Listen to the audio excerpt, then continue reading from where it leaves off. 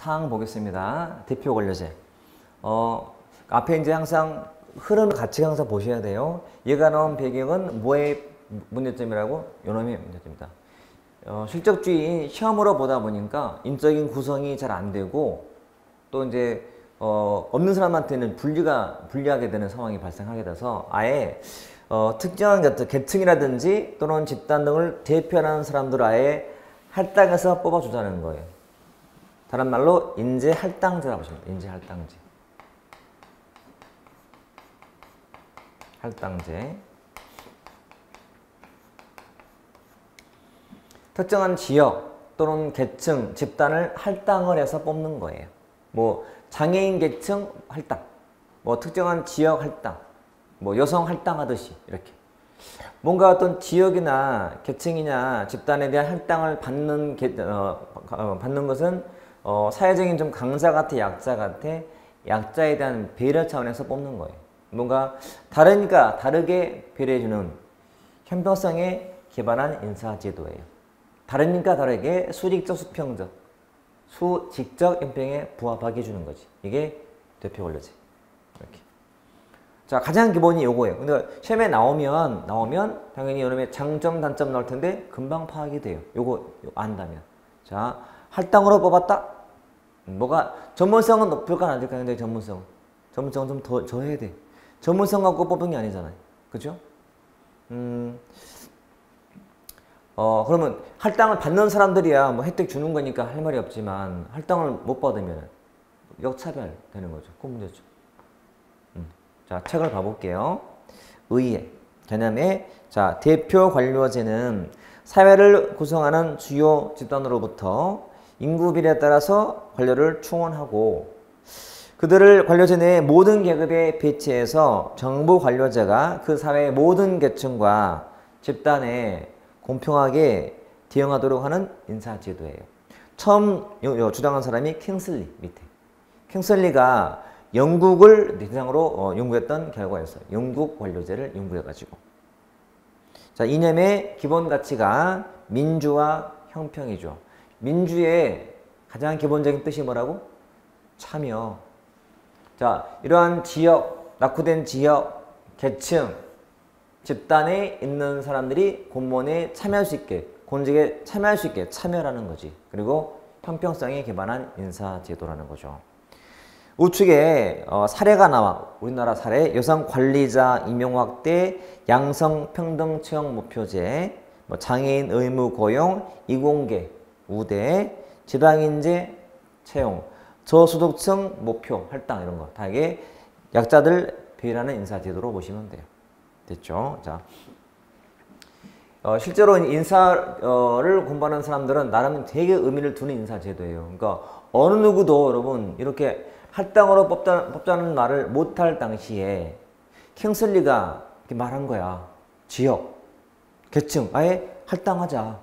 사람이 우리가 그러잖아요. 계란을 세워봐라 했더니 못 세우다가 깨서 세우니까 그런 게 어딨냐. 그 생각 자체가 중요한 거예요. 아무도 그런 생각을 못할 때 킹슬리가 제시했다는 것은 어마어마한 아이디어인 거지. 이건 굉장히 괜찮은 인사제도고 실제로도 많이 허용되고 있는 거예요. 사회가 제일 발달할수록 없는 자들은 더 안 좋아지는 거거든. 격차가 심해지기 때문에 나름은 보완이 필요한 인사로서 지금도 아주 유효하게 써먹고 있는 인사제도인 거죠. 자, 넘겨보시면 이제 효용.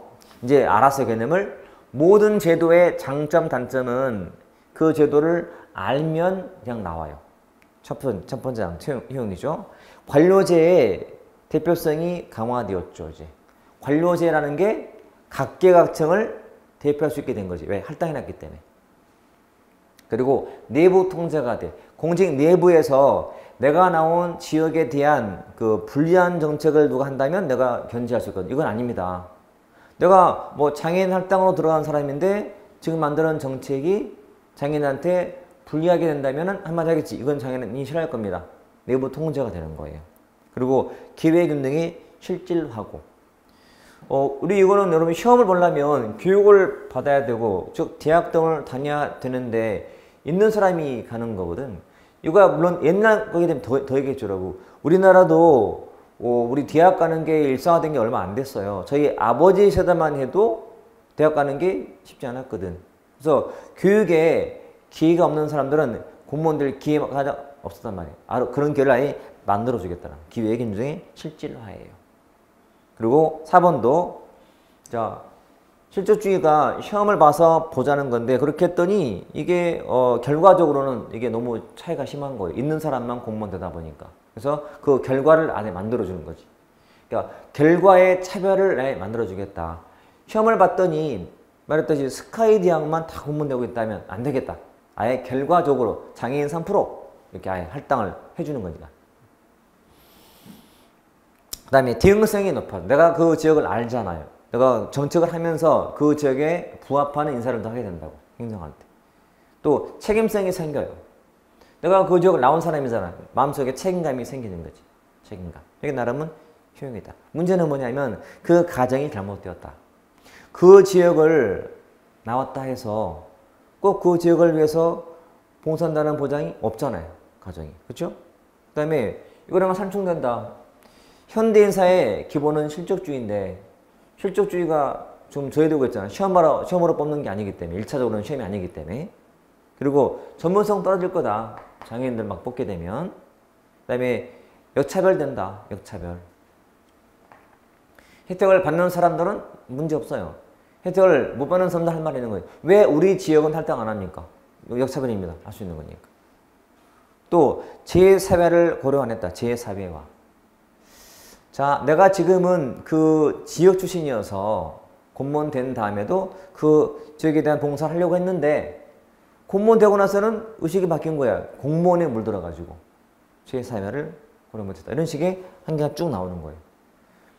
그냥 보면 그렇구나 금방 공감을 할 수 있어요. 여러분 한 번 볼 때는 속독이 필요합니다. 약간 빠르게. 두 번째 볼 때 정독을 하되 그때는 이번 기회가 마지막이야 라는 생각으로 잘 고민하면서 생각하면서 공부를 하셔야 돼. 그때 그 장점을 보고 나서 얘가 이러니까 이러겠구나. 여러분 스스로를 이해시켜야 돼. 그러면 다음에 할 게 없어요. 지금처럼.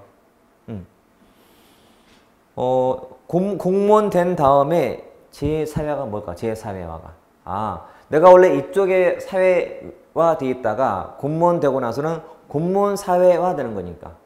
이미 이때 갖고 있던 생각을 많이 까먹은 거예요. 그래서 이 지역에 해가 되는 정책을 할 수도 있다는 얘기지. 자꾸 이해하시면 다음에는 할 게 전혀 없는 거지. 자, 예제 봐보시면 옳지 않은 것은 자, 국민의 다양한 요구에 대한 정부의 대응성이 향상돼. 대응성, 다양한 각계각층에 대한 대응을 할 수가 있어요. 또 공직 채용 과정에서 그 사회를 구성하는 모든 집단을 균등하게 포함시킨다는 점에서 민주적 대응 대표성도 확보돼. 맞지? 근데 3도 다양한 이익을 반영을 할 수 있어요. 근데 4번 현대 인사행정의 기본 원칙인 실적주의를 저해하는 거잖아. 확립이 아니고 답이죠. 늘 나오는 패턴이니까. 됐죠? 자, 여기까지는 이어서 보자고. 앞에 인사의 한계로 나온 거니까. 우리가 이 시간이 없는 마당에도 인사 제도를 이렇게 하는 이유는 정말 아무리 말을 적게 해도 이만큼은 해야 되거든. 자세하면 더도 해야 되지만 그런 건 과한 거고. 적어도 이만큼을 개념을 이만큼 알아놓은 다음에 해당 문제 풀게 되면 다 풀려요. 이제 혹시라도 이제 거기 없거나 어려운 지문이 있다면 이제 답은 골라놓고 답은 이미 있을 거니까 나머지를 문제 통해서 보충하시면 되죠. 자, 그 다음 인사 제도가 이제 직업 공무원제가 나와요.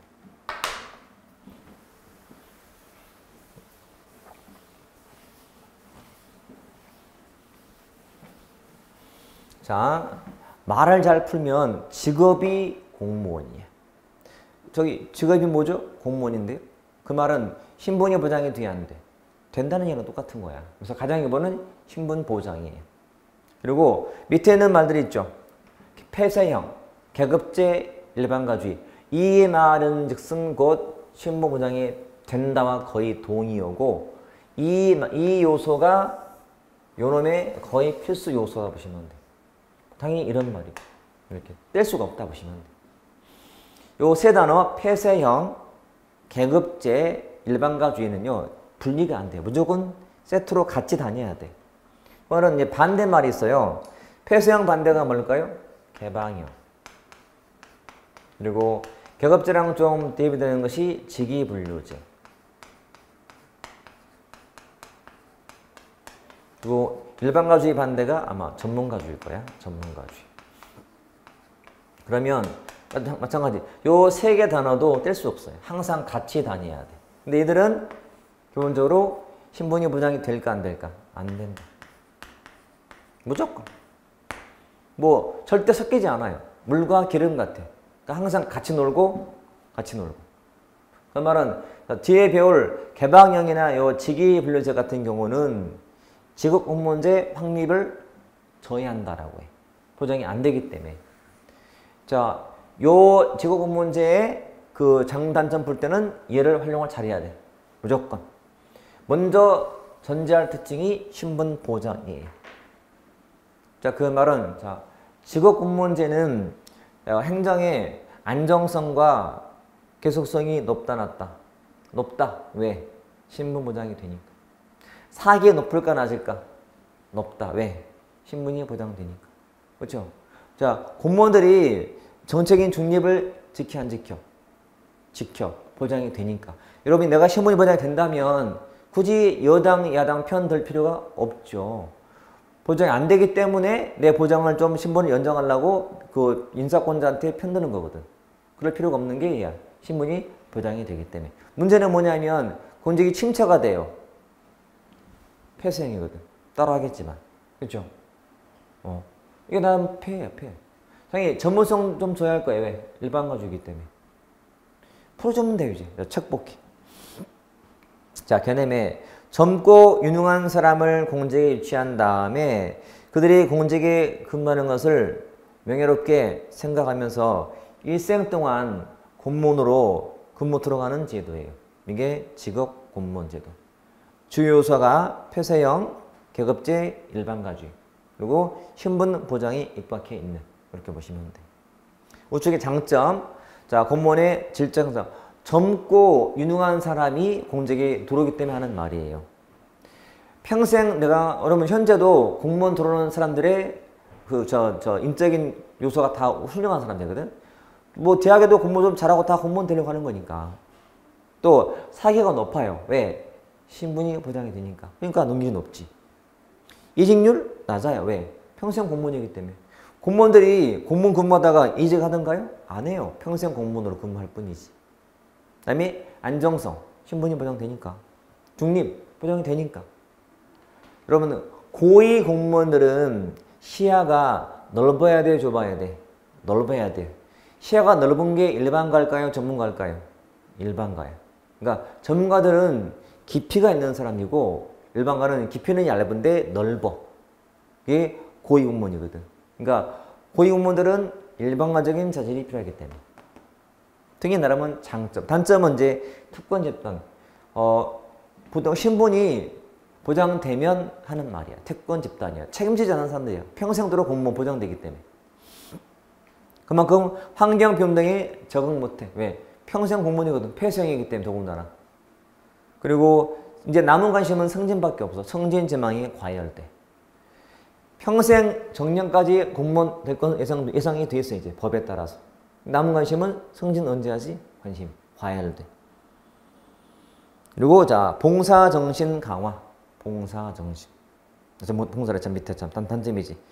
취임계가 또 제약된다는 말도 원래요. 원래 이게 뭐냐면 폐쇄형 자체가 좀 이따 할 거예요. 공무원의 신규 채용이라는 것이 무조건 최하의 직급만 되는 게 폐쇄형이에요. 무조건 최하의 직급만. 9급, 8급 있으면 무조건 9급만 뽑는 거야. 우리 공무원이라면. 그런 다음에 8급은 승진 임용, 7급도 승진. 이게 폐쇄형이거든. 그러다 보니까 젊은 사람을 뽑는다는 조건이 필요하게 돼. 그래서 연령을 제한하니까 기획연동은 취임상 기회가 제약된다는 말 쓰는 거예요. 그리고 침체도 마찬가지예요. 본직에 새로운 사람이 중간에서 못 들어오는 거거든.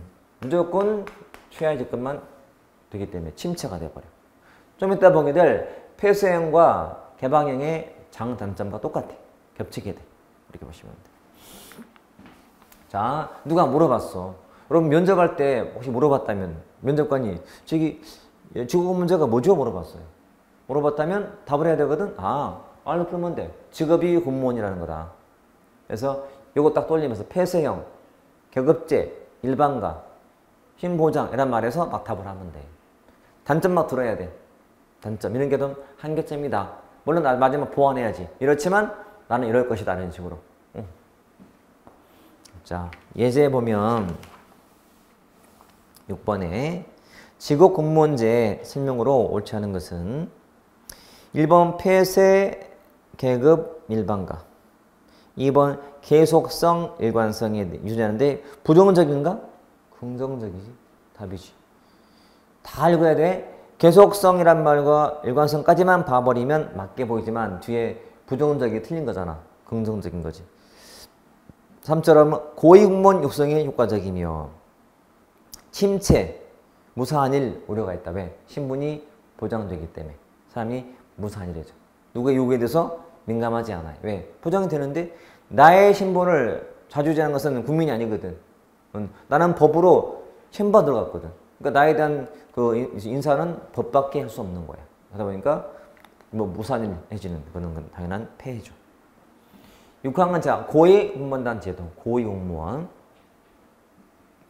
이건 이제 고위직에 대한 나름의 인사개혁이야, 인사개혁. 자, 잘 들으면 말 그대로 높은 위치에 있는 공무원 집단이 그런 제도야. 고위공무원 집단 제도. 자, 처음 도입할 당시에는 이랬었어요. 자, 각 중앙부처에 요 1급, 2급, 상급이 있다면 요 상급을 다 고위공무원 집단으로 묶은 거예요. A부서, B부서, C부서가 있다면 A부서의 1급, A부서의 2급, A부서의 3급, B부서의 1급, 2급, 3급, C의 1급, 2급, 3급 등을 고위공무원 집단으로 묶은 다음에 계급을 없어요. 계급이 없어요.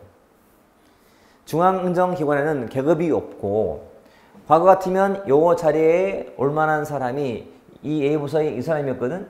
지금 이 자리에 올 수 있는 사람이 여기 이 풀에서 다 가능해. 그러니까 C부서에 있던 사람도 이 자리에 올 수가 있다는 거야. 일종의 인력풀 제도라고 보시면 돼. 인력풀. 인력은행처럼 쓰는 거예요. 자, 봐요. 현재 우리는 18부, 5처, 17층이 있잖아요. 그러면 이 중앙부처의 상급 이상인 실국장 자리는 아예 집단으로 만들어서 관리하는 거예요.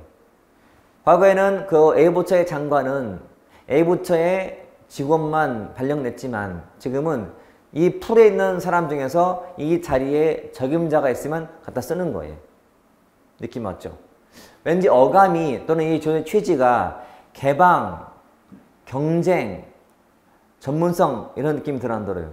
들죠. 그 부서에 필요한 사람은 경쟁시켜서 뽑는 거야. 이 풀 내에서. 개방이 됐어, 자리가. 이렇게. 그 자리에 적임자를 쓰겠다는 거거든. 이게 고위공무원 집단 제도인 거예요. 취지가 그렇고. 이제 나머지는 뭐냐? 법에 나와 있는 거 익히면 돼요. 자, 일단 의회 연역에서는 자, 카터 체크. 미국의 카터가 처음 도입했던 제도. 카터 정부 때. 우리나라는 우측에 자, 노무현 정부 때 도입됐다 체크. 자, 노무현 정부 시 도입됐다. 2006년 7월부터 도입되었다. 그 당시에 대선 때 인사의 제도의 공약사항이었다. 도입하겠노라고. 그래서 이미 시행을 했다. 넘겨보시면 이제 법도 기타 주요 내용의 대상. 자, 잘 보셔야 돼요. 지금 제대로 한번 딱 끝내면 돼요. 1. 행정부에 도입됐다. 행정부. 그것도 중앙행정기관에. 그 말은 자, 입법부, 사법부는 도입이 안 됐다는 뜻이에요. 자, 행정부에만 실국장급에 도입되어 있는 거예요. 그 말은 국회나 법원이나 헌재에는 1급, 2급, 3급이라는 게 있어 없어요? 있다는 거야. 행정부에는 없는 거예요. 행정부는 1급, 2급 그런 단어 없어요. 그냥 그 자리가 중요한 거지. 실장, 국장 뭐 이런 말 쓰는 거지 그런 거 없다고 보시면. 그리고 7국장급이란 실국장급. 장차관급 말고 그 밑에 실장국장급. 보통 실국장이 1에서 3급이거든. 실장이 1, 2급 정도고 상급이 국장인데 여기에 도입됐다. 자, 국장이 사실 공무원의 꽃이야, 꽃이고, 제가 또 친한 우리 아는 동생 중에서, 물론 친한 친구는 이미 고위공무원 돼서 막 한참 하고 있고, 막 선배도 있지만, 우리 친구였으면 뭐냐고. 자주 보고, 이런 사람이 중요하지. 그러다 보니까 저랑 아주 친한 그 동생이 이제 국장 자리를 달았지. 젊은 나이에 달아서 한번 잘 나가는 중이. 그리고 일반직, 별정직, 특정직 공무원에 도입됐다. 그 말은 뒤에 배우겠지만 정무직은 없어요. 이렇게 저 위에 행정부의 윗속에 써놔야 돼, 이렇게. 자, 그래서 입법부, 사법부는 X 이렇게 써놓는다거나. 그리고 밑에도 정무직은 없으니까 정무직 X 써놓는다거나. 아닌 것들 같이 보시면. 그러니까 일반직, 별정직, 특정직에 도입되었고, 자, 1,500~600명이야. 그 말은 중앙부처의 실국장 자리가 1,500 몇십 개거든. 1,500~600개. 가로에 감사원은 또 도입이 안 됐어. 감사원은 제외. 그 한 줄에 정말 많은 게 들어있는 거예요. 자, 그럼 다시 지방에는 도입이 돼 있다, 안 돼 있다? 안 돼 있다. 행정부에만 도입됐다. 중앙행정기관에만, 부처청에만. 그런데 이제 지자체도 국가직 고위공무원이 있어요. 그게 포인트야. 자, 지방자치단체나 지방교육기관인 지방교육청에 국가직 신분을 갖고 있는 1, 2, 3급이 있다는 거야. 상당자가. 그거는 포함이 돼. 그거는 왜냐면 신분이 국가직이거든. 또 직급도 1, 2, 3급이 한다기 때문에 포함이 돼. 그래서 결론은 지자체 및 지방교육행정기관에 근무하는 국가직 고위공무원도 포함된다. 포함된다. 그게 뭐 누구냐? 주로 부단체장이야. 부단체장. 잘 듣고 한번. 여러분 행정 공무원 되려면 행정의 기본은 알고 가야 돼. 그래서 우리가 지금 배우는 것들이 굉장히 유용한 아마 학문이 될 거예요.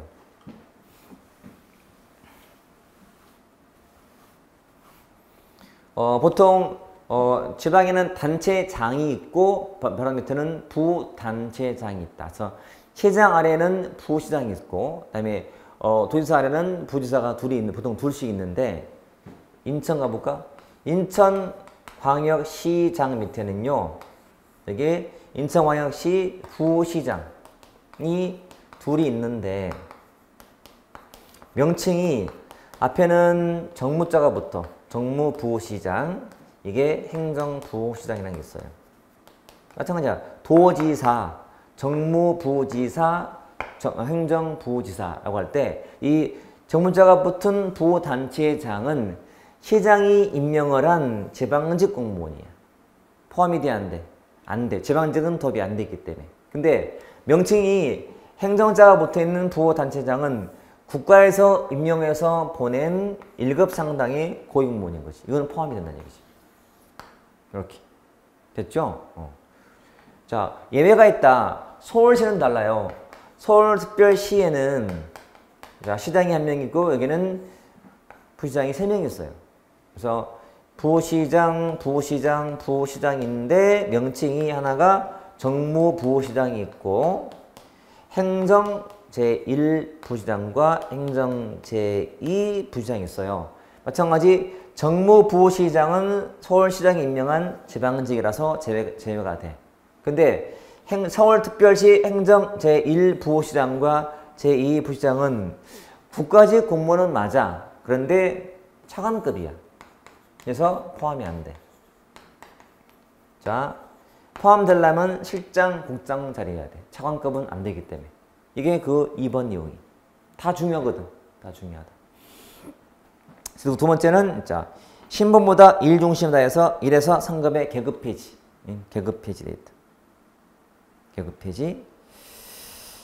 자, 그리고 3번도 직무 성과 계약을 도입했다. 직무 성과 계약제 도입. 그리고 5번도 직무 성과 급저 연봉제. 고위 공무원들은 연봉제 대상인데 종류가 몇 개 있는데 연봉제에 종류가 셋 있는데 그 중에서 직무, 성과, 급제, 연봉제. 자, 직무, 성과 계획을 맺었잖아요. 그 직무, 성과 맺은 성과를 보는 거지. 성과를 보고 기본 연봉을 주고 나중에 직무별로 또 차등하기도 하고 뭐 그러게.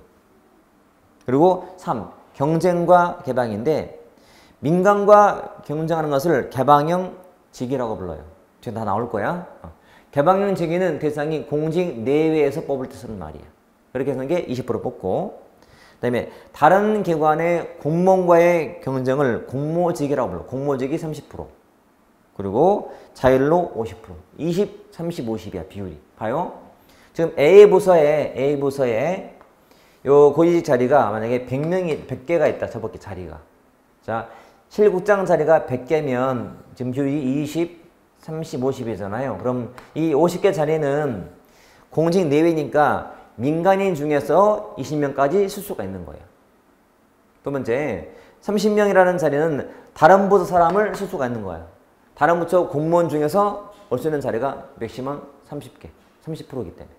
나머지 알아서 50%. 이런 식이죠. 비율이 20, 30, 50. 중요해요. 다 알아두셔야 돼.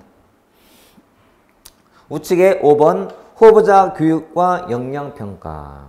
자, 고위 공무원이 되려면 후보자 교육과정을 거쳐야 돼요. 자, 후보자 교육과정이라는 것은 4급 과장급이 대상이 돼. 밑에 2번처럼. 과장이 4급이니까. 여러분, 이 4급이 3급 때는 돼야 되는데 3급은 없다 했잖아, 원래. 물론 지금도 없는 건 아니야. 또 모든 상급이 고위공무원은 아니야.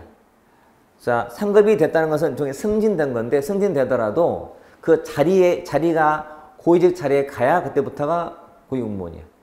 지금은 상급이더라도 아직 그 국장 자리를 못 받으면 아직은 고위공무원 취급을 안 해. 아무튼 여기서는 후보자 교육을 받고 역량평가를 거쳐야 돼. 역량평가. 이 사람이 고위직의 적임자인지를 평가를 받아야 돼. 주의할 사항은 역량평가는 근무 성적을 평가하는 게 아니고 그 사람의 역량을 평가하는 거예요. 역량을. 밑에 박스 있죠. 참고에 역량평가 해가지고 1. 의의 1번처럼 자, 고위 공무원으로서의 요구되는 역량을 구비했는지를 사전에 검증하는 장치예요. 자, 근무 성적을 평가하는 근무 성적 평가랑 달라요. 여러분 역량을 보는 거야. 역량을. 이 사람이 고위직에 될 만한 사람 맞아? 라고 여러 가지 요소를 갖다가 평가하는 거야. 이게 역량평가다. 이렇게 보시면 돼. 밑에 박스 밑에 6번 양괄호 6번에 고위직의 책임성 제고를 위해서 1번 고위공무원의 인사의 실적주의 원칙과 그리고 중립은 보장이 된다. 그리고 정년과 신문도 원칙은 보장하겠다. 다만 성과와 능력이 현저히 미달한 사람은 적격 심사를 받아서 나중에 엄정한 인사 조치가 될 수 있어요. 처음 도입할 당시에 갑자기 다 도입하면 좀 불안해할까봐 좀 공직의 안정 차원에서 좋다. 지금의 신분보장 제도, 정년 유지한다. 단 직무를 해본 다음에 성과가 너무 안 된다. 그러면 심사를 해서 좀 인사당 불이익을 주겠다라고 지금 절충을 제시한 거지. 지금도 유지된 상태고 이렇게. 자, 이게 고위공무원단 제도야. 자, 이만큼 해놓은 다음에 그 다음에 여러분 뭐 하셔야 돼? 문제 풀어야 돼. 자, 기출문제를 풀자. 문제가 정말 많아요. 무궁무진해요. 아무튼 나온 것도 많지만 앞으로 나올 것도 많아요. 그래서 무조건 많이 읽어서 푸셔야 돼. 이론은 한 60, 70%, 나머지 문제로 보충. 그러면 그게 100% 완성이 돼요. 그렇게 공부하시면 돼요. 책에는 문제가 정말 많아요. 많고 처음 하는 분들은 어차피 뒤를 다 배워야 이게 이해될 것도 몇 개 있단 말이에요. 그래서 범위가 어차피 기출문제라는 것은 전 범위를 내기 때문에요. 하나의 문제에 앞뒤가 다 들어갈 수 있어요. 그래서 앞만 배운 사람들은 뒤를 몰라서 모를 수 있겠지만 하지만 시도해보고 그 다음에 시험에 나오는 지문을 잘 해석해서 이해를 해 두셔야 돼. 가장 중요한 공부 방식이니까. 자, 넘겨서요. 자, 예제 가볼게.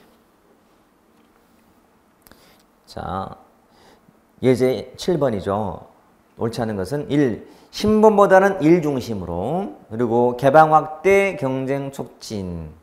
맞는 말이야. 2번은 민간과 경쟁하는 게 개방형직이 20%. 다른 부서 공무원과 경쟁이 공모적인데 30% 등이 있어요. 맞아. 3. 직무의 중요도, 난이도, 성과보다는. 자, 문제 풀 때 뭐뭐보다는 이런 비교하는 단어가 나오면 반드시 앞뒤를 비교를 해야 돼. 이건 무조건 정답이 생기는 거예요.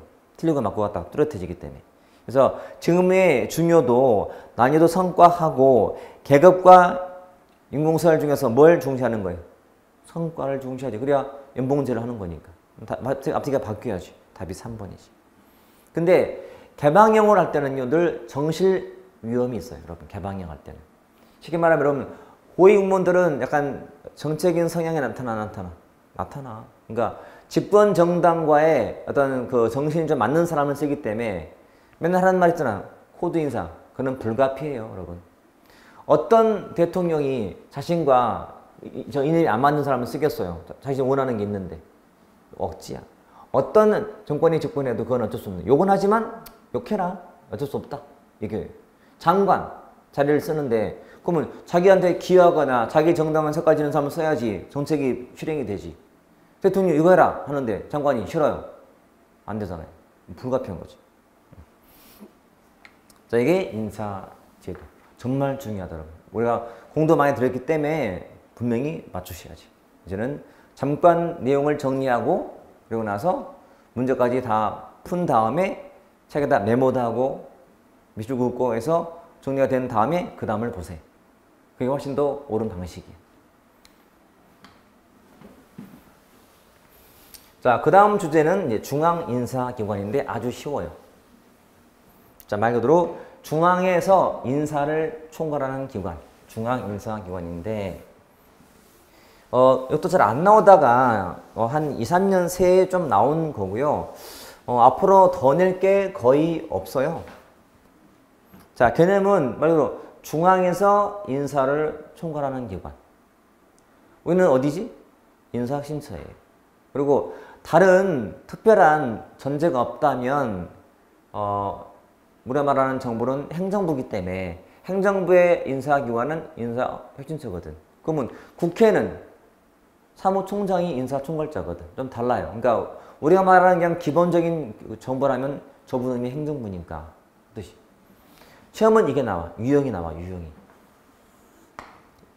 유형은 이 둘만 잘 해석하면 돼요. 보세요.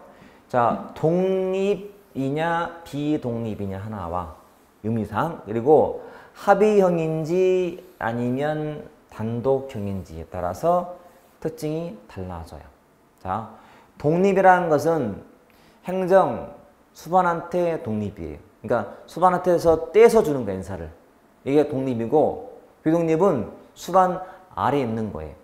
그럼 질문, 독립, 비독립 어디가 더 공정할까요? 독립이 공정하지. 왜? 분리해서 따로 하는 거니까. 그 다음에 자, 합의형, 단독형이야. 그러니까 합의형은 이 인사기관이 여럿이 모여서 같이 하는 거예요. 이러면 혼자 하는 거. 그러면 합의형과 단독형 어디가 더 신중해요? 합의형. 어디가 더 책임 소재가 명확해? 단독형. 합의형이니까. 단독이니까. 됐잖아요. 우리나라는 어느 형태고 우리나라는? 우리나라 어디라고? 인사혁신처.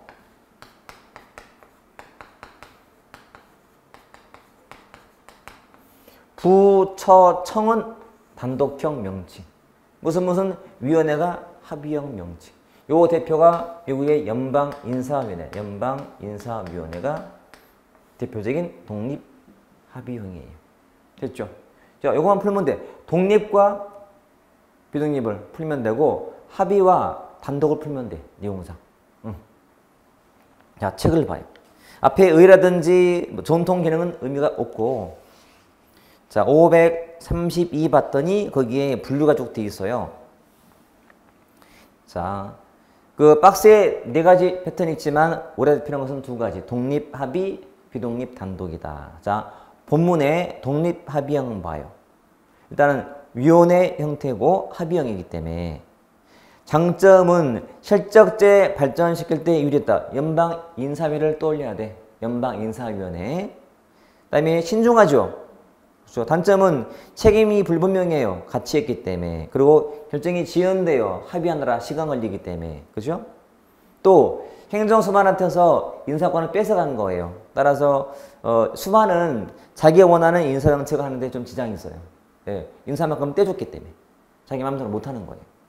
반면 비독립 단독형은 자 장점에 책임이 명확해. 왜? 혼자 하니까. 결정이 신속해. 혼자 하니까. 그렇지? 수반한테는 인사권을 줄 수 있어요. 주고 있는 거지. 왜? 수반 아래에 있는 거니까. 문제는 뭐냐면 정실화돼요. 왜? 비독립이니까. 독선 생겨. 왜? 단독이니까. 너무 쉽잖아요. 그러니까 요 용어만 풀어주면 돼요. 따로 안 보더라도 다 풀리게 돼 있다. 됐죠? 자, 우측에 우리나라의 현재 중앙인사기관 1번처럼 인사혁신처. 그거 하나만 되겠고. 뒤에 나오지만 인사 기능은 있는데 기능 중에는 의미 있는 것이 소통심사위라는 게 뒤에 또 나올 건데 공무원이 인사상 불이익을 받으면 이 불이익 좀 어떻게 구제해 주시오라고 청하는 곳이 소통심사위원회예요. 내가 내 의사에 만약에 뭔가 좀 부당하게 내가 전보가 된 것 같다. 좀 구제해달라. 소통심사 요청하는 기관이 요거거든. 이렇게 보시면 돼. 자, 예제 보세요. 비독립 단독형 옳은 것은 자 결정이 신속하죠. 왜? 단독. 책임 명확하죠. 왜? 단독. 맞잖아요. 이거 답이네 벌써. 그럼 2번처럼 수반에 지원을 받을 수 있어요. 왜? 수반 아래에 있기 때문에 수반에 지원을 받지만 그래서 공정성확보가 어려웠지. 정실 때문에. 3. 자, 복수위원들 간의 합의는 아니잖아. 합의제가 아니잖아. 단독형이니까.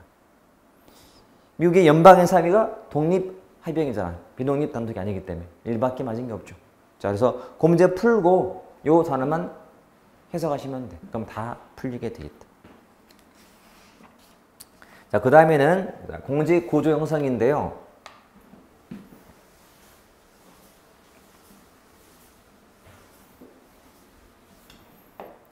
일단은 여러 가지 분류법이 있어요. 자, 뭐 국가직 공무원 공직 분류할 때 국가직 공무원, 지방직 공무원도 있고, 그다음에 이것처럼 뭐 경력, 특수경력도 있고, 뭐 폐쇄형, 개방형, 또 계급제, 직위분류제 참 많은데 가장 기본은 이 두 가지요. 경력, 특수경력 이렇게. 둘의 차이는 뭐냐면 경력직은 실적주의 원칙 그리고 우리가 아는 이 직업공무제의 원칙을 적용받는 직렬이에요. 그래서 한마디로 얘는 신분보장의 원칙이야. 실적주의가 적용되는 직종이고 그러면 이게 적용되지 않는 직종이라고 보시면 돼. 일반직, 특정직 그리고 이쪽은 정무직, 별정직.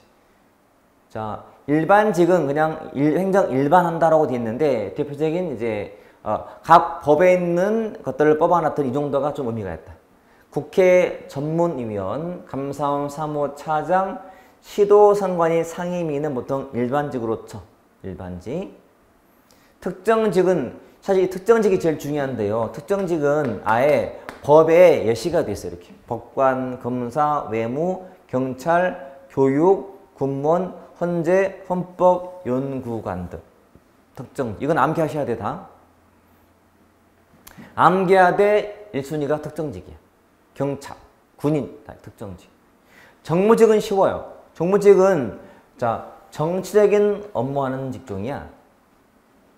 증거는 선거로 뽑든지 선출직 아니면 국회 동의를 받아야 되거나 또는 고대 정책 결정하는 부처청 장급들 그런 보통은 정무직이야. 제가 보통이라고 했죠. 100%가 아닌 거지. 예외도 있기 때문에. 대통령, 선거, 총리, 국회 동의, 헌법재판관은 동의받는 사람이 있어요. 이 사람들은 정무직. 연구관은 특정직, 재판관은 정무직이야. 이게 더 높아. 중앙선관위 상임위는 정모직, 시도선관위는 일반직. 자, 그냥 전문위원은 일반직, 수석자가 버티면 별정직. 보통 별정직은 비서나 보좌 업무하는 사람들이에요. 국정원 기획조정실장, 보좌관 등이다 별정직. 자, 책에 나와 있는 사례를 좀 많이 보셔야 돼. 이건 이유가 없다. 지금 딱 요 칠판에 있는 것처럼 자, 경력, 특수경력 구분하시고 그 안에 일반직, 특정직. 자, 책 볼게요. 자, 535페이지에 저 위에 일반직, 특정직. 내용이 뭐 기술, 연구, 행정, 일반 업무하는 공무원이죠. 특정직은 개별법에 따라서 특수 업무하는 사람들인데 사례가 쭉 나와 있고, 그 다음에 넘겨보시면 특수경력직에는 정모직, 별정직인데 정모직은 내용에 선거로 취임하거나 임명 시 국회의 동의가 필요하거나 이게 정모직이죠. 또는 고대 정책 결정 업무하는 사람이 우측의 장차관급들. 자, 장차관은 정모직이에요. 정모직. 그리고 별정직은 주로 비서관 또 비서 업무. 그래서 국회 수석 전문위원, 국정원 기획 지도실장, 보좌관, 비서관 등이다 별정직 공무원. 국회의원 보좌관들은 신분이 보장이 돼야 안 돼? 안 돼. 선거에서 국회의원 떨어지면 나가요. 보장이 안 되는 거거든요. 구분. 정말 기본적인 사항인데 자주 나오는 편이에요. 틀리면 절대 안 되는 거지 이거는. 그러면 이건 현재 봤던 것은 나름 국가직과 주로 관계된 내용이라면 그 다음 앞에는 다 지방도 있지만 큰 의미 없어요 여러분. 이거 말하면 끝이에요. 버금가게 해석하면 돼 그냥. 자, 그러면 넘겨서요. 자, 538페이지에 예제는 쉬워서 다 쉬운데 5번에 기출문제 봐보기. 2016년도 국가 7급 문제. 가로 안에 들어갈 말을 바르게 놔야 하는 것은 자, 국가 공무법상 행정각부의 차관은 무슨 직이라고? 차관은 정무직이야. 정무직이면 밑에 선택지에서는 니은밖에 없네. 자, 정무직은 무슨 직? 특수경력직. 답은 4번. 이렇게 나오는 거예요. 또는 우측에 차례처럼 나오거나. 다음 공직 분류 중 특정직 공무원이 아닌가 물어봤다면 그러면 요거 아닌 거 찾으면 되잖아. 요거 많이 읽어가지고.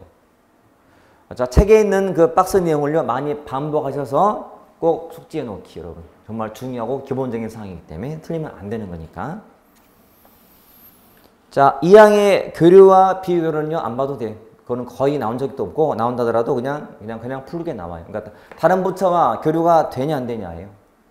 교류했을 때 장단점이 있을 것이고 할 거니까 쉽게 풀리기 때문에 굳이 뭐 따라 안 보더라도 큰 관계는 없다.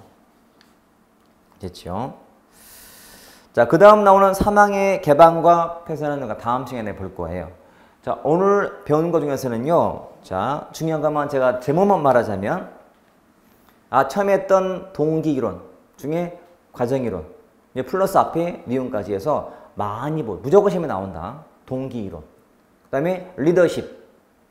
이론별 전개에 따라서 나오는 학자들, 이론들 잘 정리할 것. 일단 이 두 개가 제일 중요해. 오늘 했던 앞에 중에서는. 그리고 인사행정에서는 뭐가? 인사제도가 너무 중요한 거예요.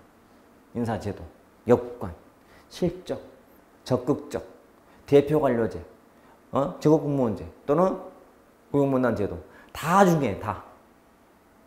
그리고 마찬가지 공직분류, 경력, 특수경력 정말 중요해.